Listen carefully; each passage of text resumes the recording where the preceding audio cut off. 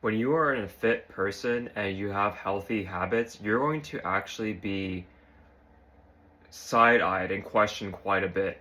And the reason I say this is because whenever I used to just not work on my health, I was always going out with a bunch of people, not knowing who I was as a person. That's when I had a lot of people understanding me and thinking they know who I am, and just being mixed in the crowds, not really having any sort of identity. But as soon as I figured out my identity, which is through running, lifting weights, eating healthy, that's where I built the most discipline and understood who I was as a person. And when I went to a family event yesterday, people were generally shocked that I was running 20 kilometers like that same day, because there were apparently it was like a topic of conversation for at least half an hour. Like, what made you decide to run 20 kilometers? Like, why would you go through all of that? And how did you do it? So like the thing is like when people don't stick with something for a long period of time and they're not consistent in something, they don't understand your grind. They don't understand what it took to do something. So for the average person, yeah, 20 kilometers is a long run, but for me, because I've been running consistently for years, it's not really that big of a deal. Like for me, I don't think it's that crazy because it's like I've trained for so long to the point where if it's like a 30-kilometer run, that's a long time for me. So when you start working on yourself, working on your body, working on your discipline, you're bettering yourself in every certain way. You're gonna have people always just like wondering like what is like what are you doing? Like why would you do that? Like wouldn't you want to just take an easier path?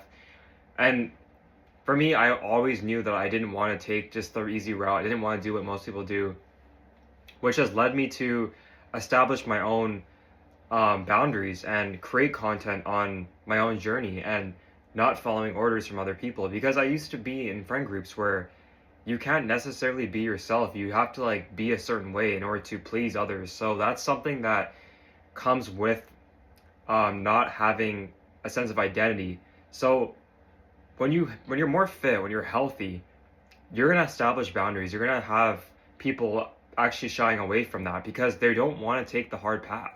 Most people don't want to take that harder path with their, health and fitness and like actually work on it.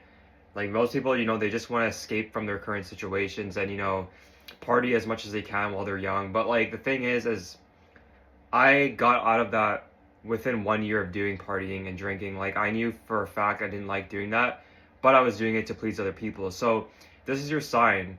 This video is your sign that you need to stop giving an F about what people think of you, okay? Like, yes, you might be questioned when you go to a restaurant with a group of people, like, oh, you don't want to order this big burger? Like, no, like, I want to actually eat healthy. Like, I don't care for all of this processed BS, right?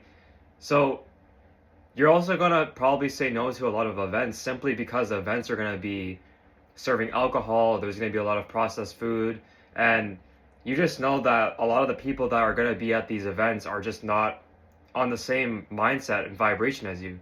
So you have to be able to establish boundaries, but also try to find ways to network with like-minded people in the fitness industry or maybe like in the business industry, people who have taken risks. Because the thing is like a lot of people are risk averse, right? That's why they say the top 1% of people are the ones that actually get very rich or successful. It's because they took risks. They took a lot of sacrifices when they were younger in order to reap the rewards later on.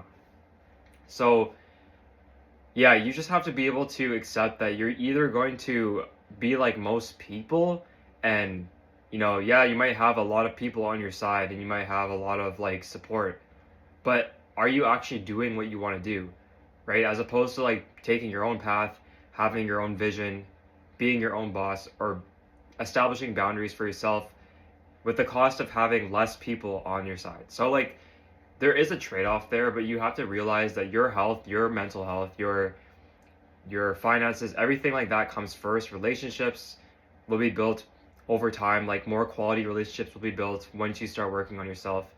And the thing is like I've seen a lot of people like when as soon as I started to work on myself, as soon as I started to like show that I don't care too much about what other people are doing, that's when people started to come to me. That's when people started to like look at me and try to like start a conversation, right? So I used to be the person who would always try to reach out to everyone, try to be like the most likable person, but that's because I was running away from what I needed to do, which was work on myself and self improve, right? So there's a lot of things that you have to consider when you're improving your life. There's a lot of things, but one thing you have to take away from this video is to keep on working on yourself and things will get better over time.